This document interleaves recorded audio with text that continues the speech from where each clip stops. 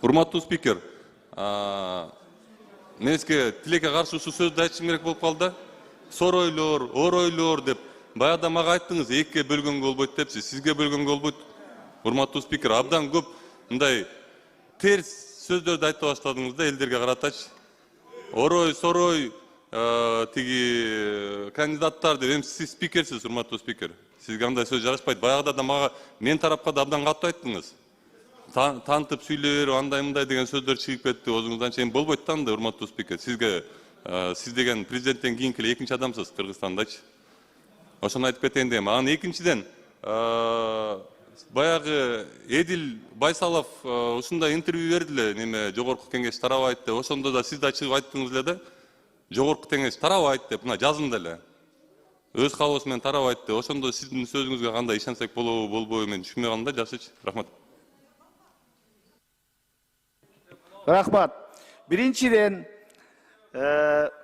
ойлогон ойду кыстаган турмуш жеңет дейт. Ал убакта биз айткан учурда, мен айткан учурда мыйзам кабыл алынган эмес, президенттик шайлоонун датасы да белгиленген эмес. Кийин мыйзам менен бекитилди, демек өзгөртсө болот. Бул жашоодо өзгөрбөгөн бир гана ыйык Куран. Башкасын бардыгын шартка жараша, кырдаалга жараша өзгөртүүгө болот. Андыктан мен айтып коеюн, андан мындай кыйкым издештин такыр кереги жок.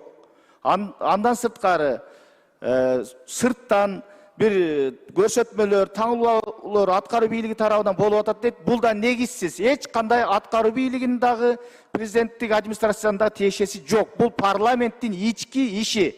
Парламент өзү чечет. Мен ушул сөздөргө да кескин жооп берип коеюн. 5-чи микрофон. Рахмат Масалиев, бүтүн Кыргызстан фракциясы. Урматтуу төрага, азыр жанагы биз кезекке жазылдык эле. Эмне себептен кайра дошко коюп койдуңуз? Өзгөрүлүп кетти да. 16-чы болгон 25-чи болуп калды. Бул эмне себептен? Балбак суранган эле кайра дошко койдуңузбу? Мен сурап элем, сизден ошо тизмени кайра ордуна коюп коюңуз. Туура эмес да. Балбак айтса эле ишке ашабы? Жок, Исхак Абсаматович, эми мына коллегалар бир эле Балбак мырза эмес, бул жактан да айтышып атпадыбы? Иштебей калды деп. Ошон үчүн мен кайрадан койдум. Эми азыр сиз айттыңыз, сизди койсом дагы айтат. Жумушту баштай берейлиби? Болду. Анда урматтуу депутаттар, жазылган боюнча кетебиз. Сөз Ажибаев Чыңгыз Ильяскожоевичте. Рахмат, урматтуу төрага. Саламатсыздарбы, урматтуу депутаттар, урматтуу Алмаз Акунжанович. Биринчи маселе бул Лелек районунун Лелек айыл аймагында Карамойнок декадалык көзөмөлдөө бассейни бар да. Ал Урматтуу депутаттар, мен билдирүү катары бир маселеге токтолуп өтөйүн деп атам. Өзүңүздөр билесиздер, коомчулукка маалым, мына биздин жогорку кеңеште, парламентте өзүн өзү таркатуу боюнча процедура жүрүп атат. Буну ар кандай мааниде, ар кандай мазмунда айтып атышат. Мен тактап төрага катары айтып коеюн. Урматтуу депутаттар, баш мыйзамга ылайык жогорку кеңештин аракеттеги парламентти таркатууга эч бир сырткы күчтүн же болбосо президенттин же бир аткаруу бийлигинин эч кандай мыйзам боюнча укугу жок. Парламент өзүн өзү гана тарката алат. Биздин бүгүнкү күндө парламентте жүйөлүү себеп менен негиздерди келтирип, атайын демилге тобу түзүлүп, демилге тобу менин дарегиме төрага катары кайрылууну беришти. Массалык маалымат каражаттарынан окуп атасыздар, көрүп атасыздар, 32 депутат кол койгон. Мен ал кагазды кайрылууну алгандан кийин бардык процедуралардын негизинде тапшырмаларды берип, иш жүрүп жатат. Мен ошол демилгечи топтун жүйөлөрүн, негиздерин толук окуп чыктым, тааныштым. Жүйөлөрү негиздүү. Өзүңүздөр билесиздер, 2027 жылдын январь айында биз президенттик шайлоонун датасын бекиткенбиз. Январь айынын акыркы жекшембиси деп. Андыктан биздин кезектеги шайлоо эмдиги жылы 26-жылы ноябрдын аягында өтүш керек болчу. Бирок биз парламенттик шайлоо ноябрга өтө турган болсо, август айында президенттин жарлыгы чыгыш керек. Андан сырткары президенттик шайлоо январда өтө турган болгондуктан биз октябрь айында парламент президенттик датаны бекитип беришибиз керек. Ошондо практикалык негизде караганда эки шайлоо параллельный өтөт экен да. Мындай чоң маанидеги эң негизги шайлоолордун бир эле учурда биринин артынан бири же болбосо экөөнүн катар өткөрүш, бул өзүңүздөр билесиздер, саясий жактан да, экономикалык жактан дагы бир топ маселе жаратат. Андыктан бул абдан негиздүү деп ойлойм. Экинчиси, башкы шайлоо өткөрө турган орган, борбордук шайлоо комиссиясы дагы негиздеп атат. Техникалык жактан эле эмес, физикалык жактан дагы бул оор маселе болот. Андыктан биз сөзсүз түрдө же президенттик шайлоону, же парламенттик шайлоону мөөнөтүнөн мурда өткөрүшүбүз бул негиздүү болмок. Андыктан биз парламенттин демилгечи тобу парламенттик шайлоону кезексиз өткөрүүнү демилгелеп чыкты. Бул туура деп ойлойм. Андыктан коомчулукта ар кандай бүгүнкү 7-чакырылыштагы парламенттин дарегине сын пикирлерди айтып атат. Менден дагы бир топ массалык маалымат каражаттары интервьюларды сурап атат. Билесиздер, мен эч качан интервью бербейм, бирок бул трибунадан дайыма өзүмдүн көз карашымды айтып жүрөмүн, кайсы маселе болбосун. Ошондуктан мен жооп катары айтып коет элем. Бардыгы эрте бул процедура аягына чыгыш керек. Буну парламент чечет. Жогорку кеңеште өз мөөнөтүндө бул маселе каралат. Каралганда жогорку кеңештин жалпы депутаттардын чечимине жараша болот. Андыктан мындай арабанын алдына түшүп алып чуркаган негизсиз деп ойлойм. Бул бир. Экинчиси, бүгүнкү парламентте ушул демилгени көтөргөн депутаттар, же болбосо ошол кезекчи шайлоону колдогон депутаттар шайлоого барганга кандай моралдык укугу болобу, болбойбу деген маселелерди айтып атат. Мен айтат элем, ачык айтканда кээ бир айрым ушундай бир бузуку ой менен коомдун, элдин, өлкөнүн тынчтыгын, ынтымагын ойлобой, жеке кызыкчылык менен ушундай бир кычаштырган сөздөрдү жазуу, айтуу бул акылга сыйбайт. Эгерде ошончолук эле сындай турган болсо, элдин таразасын көрө турган болсо, мен айтат элем, ошо коомчулуктагы айтып аткан тез пикирлерге барыңыздар, шайлоого катышыңыздар. Эл баасын берет. Элден өткөн тараза жок. Элге түшкүлө тилекке каршы мындай учурда көбүнчө 500 добуш албаган, 300 добуш албаган шайлоого дайым катышып, бирок эч кандай жыйынтыгы жок калган саясатчы сөрөйлөр ушундай негизсиз сөздөрдү айтып жүрүшөт да. Андыктан мен айтат элем, бул жерде 90 депутат отурат, бардыгы элдин добушун алып келгендер, жеңип келгендер шайлоодон. Ошол шайлоодон жеңип келген адамдарга, жеңилип калган адамдардын айткан сыны бул моралдык жактан дагы негизсиз деп ойлойм. Ошон үчүн шайлоо таза өтөт. Мына биз буну көрсөттүк. Өзүңүздөр билесиздер, 21-жылы парламенттик шайлоо таза өткөн үчүн, адилет өткөн үчүн ар кайсы көз караштагы партиялар, жеке кандидаттар өтүп келди.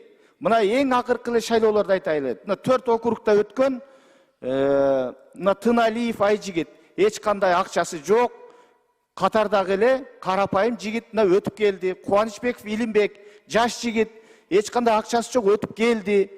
Калпаев Бактияр, бул да ошондой жаш жигит, акчасы жок. Марипов Бакыт, муну айтып аткан себеби, жалаң олигархтар өтөт, байлар өтөт деген бул эски көз караш, эски саркынды саясат. Андай болбойт. Биз өткөндөн сабак алышыбыз керек. Парламенттик шайлоо таза, адилет өтөт. Качан болбосун. Андыктан мындай убакыттын алдына түшүп алган туура эмес. Бардыгы мыйзам чегинде жогорку кеңеш чечет. Жогорку кеңеш акыркы чечимди кабыл алгынчакты ар кандай провокациялык негиздеги сөздөргө биз маани бербей, сабыр кылып өзүбүздүн ишибизди аткара берели.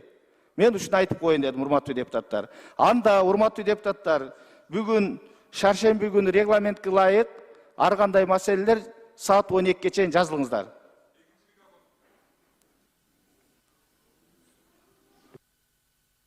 Экинчи микрофон. Саламатсыздарбы?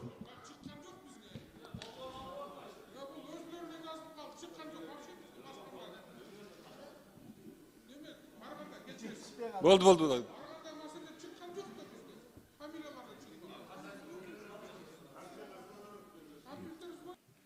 Ушул жерге өкмөт келсе-чи, үнүңөр чыкпай калат.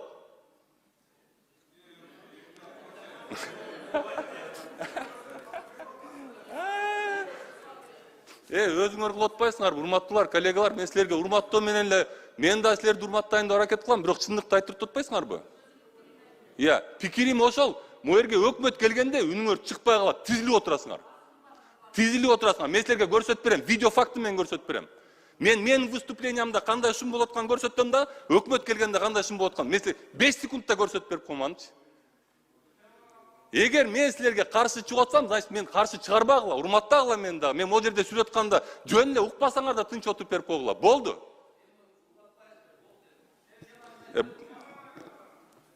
Өзүңөр баштабадыңарбы? Мен силерден жөн эле сурадым, келе тынчыраак болуп коелу деп. Эрлан мырза, убактыңызды жөн эле кетирип атасыз. Жөн эле силер жеп атасыңар, могу айыл өкмөтүндө болчу. Барганда мен акыйкат жөнүндө сүйлөп атсам, ошол жерде кайра акыйкатсыздыкка алып барып атасыңар. Бизди уважать эткиле. Силер мени уважать эткиле да, мен силерди уважать этем. Силер мен сүйлөп атканда сүйлөбөй тургула, болду, мен силерге сүйлөбөйм. Мына күлүп отурасыңар, тыт деп отурасыңар. Айланайын коллегалар, мен силерден могу немеде отурган мен эч кимден коркпойм. Айтып коеюн, алдынан айтып коеюн. Эч кимден коркпойм да, корккон да эмесмин.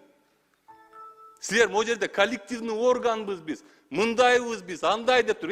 Токмоктун мэри деп сүйлөгөндө эмне кана бирөөңөр сүйлөдүңөр ушул сөздөрдү?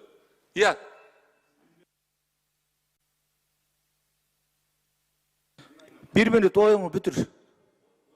Оюңузду жыйынтыктаңыз. Ошондой коллегалар, акыйкат бизден башталат. Могул жерден башталат, жогорку кеңештен башталат.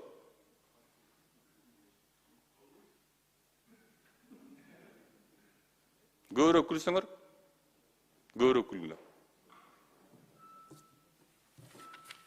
Так, эме боюнча, айыл өкмөтү боюнча айтып кетейин деген тиешелүү органдарга айтып койгочу, эме болсун. Бир единственный объект салынып бүткөн, бул могу айыл өкмөтү. Бул жерде жарым жылда салышкан. Ичине жанагындай неме менен кодовый замокторду коюп, Алмаз Акынжанович. Айыл өкмөтү экен элестетсе. Калгандар дагы эле салынып. Ичине кодовый замокторду коюп, кабинеттер сыртынан ачылбай турган ук койгон. Единственный объект салынып бүткөн айыл өкмөтүндө. Жарым жылда салып койышкан. Айыл өкмөтүнүн өзүн. Калган объекттер турат жарым жартылай. Текшерүүгө алышсын. Рахмат. Калган объекттер 1 жыл. Рахмат. Урматтуу Эрлан мырза, сиз жалпы парламенттин дарегине сөз айткандан кийин мен парламенттин төрагасы катары сизге жооп кайтарууга толук милдетим бар, укугум бар. Бул эч кандай комментарий эмес, сиз туура түшүнүңүз. Биринчиден, сиз жалпы депутаттарга баа бергенге акыңыз жок. Сиз коллегаларыңызды сыйлагыңыз. Сиз өзүңүзгө жооп бересиз, өзүңүзгө баа бересиз. Бул бир. Экинчиден, өкмөт келгенде унчукпай калган эч ким жок.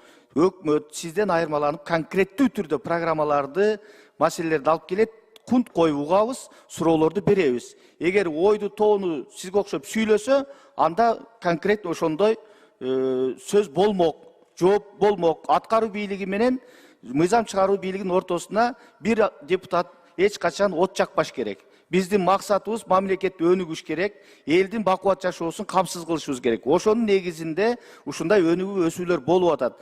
Сиз кимден коркосуз, кимден коркпойсуз, ал сиздин ишиңиз. Биз да сизден коркпойбуз. Бул жерде кыргыздын жакшы сөзү бар. Сыйга сый, сыйга бал дейт. Сыйга татыктуусузбу? Сыйлайбыз. Сыйга татыктуу эмеспи? Ошого жараша баа берилет. Ошон үчүн бул жерде туруп алып, жалгыз эле сиз ак карга болуп, кыйын боло бербей, жалпы жогорку кеңешти урматтап сыйлаңыз. Мен сизге айтып коеюн. Өзүңүзгө жооп бериңиз, өзүңүздүн депутаттык ишмердигиңиз жөнүндө сүйлөңүз. Жалпы парламенттин депутаттарын сыйлаңыз. Сыйласаңыз сыйга тең болосуз. Сыйлабасаңыз ошого жараша сизге мамиле болот. Экинчи микрофон. Мен силерди сыйлайт элем. Эгер спикер болсо, вице спикер болсо, анан жогорку кеңеш, отуруңчу. Жогорку кеңеш чындап коллегиальный орган болсо. Силер баштагансыңар. Мен силерге айткам, жана мэр таракан куруп жүрөт, андай мындай дегенди. Бирөөңөр сүйлөдүңөрбү? Иә. Ошол жерде депутаттын ыйгарым укуктарын бирөөңөр защищать эттиңерби? Биринчиден, экинчиден жанакы эшиктин артына алып барып туруп, сен эл үчүн сүйлөп калдың беле деген сөздөрдү мен дагы айткан эмесмин, немеге чыгарган эмесмин элдерге. Сен элдер үчүн сүйлөп калдың беле деп мен эшиктин артына алып барганда. Мындай коллегалар барыбыз, силер дагы спикерлер, вице спикерлер, коллегалар. Мен дагы бир жолу айтып атам, силер туура айттыңыз. Урматтоо деп. Ошондо мен урматтап койсоңор, мен ошондо урматтоону көрсөтмөкмүн. Могу жерге келгенде барыңар айткансыңар, урматтуу спикер, сиз да айткансыз, биз коллегиальный органбыз дегенбиз. Туурабы? Кана коллегиальный орган болгондар? Эмнеге мен жалгыз барып туруп айыл өкмөттөр менен, акимдер менен, мэрлер менен тытышып жүрүшүм керек? Эмнеге мен жумушумду аткарганда тоскоолдук болуш керек? Эмнеге мен жумушумду аткарып атканда тоскоолдук болот болсо, бирөөңөр сүйлөбөйсүңөр? Анан туруп ушул жерден мындай тынчыраак болуп берип койгочу десе, сен айтып сүйлөбө, мындай тигиндей деп акыл үйрөтөсүңөр магачы. Анан мен силерге бир нерсени айтып кетейин. Азыр айтып калдыңар могу жерде. Сиз урматтуу спикер өзүңүз айттыңыз. Депутаттарга каршы сүйлөгөн депутат болгон эмес деп. Болгон.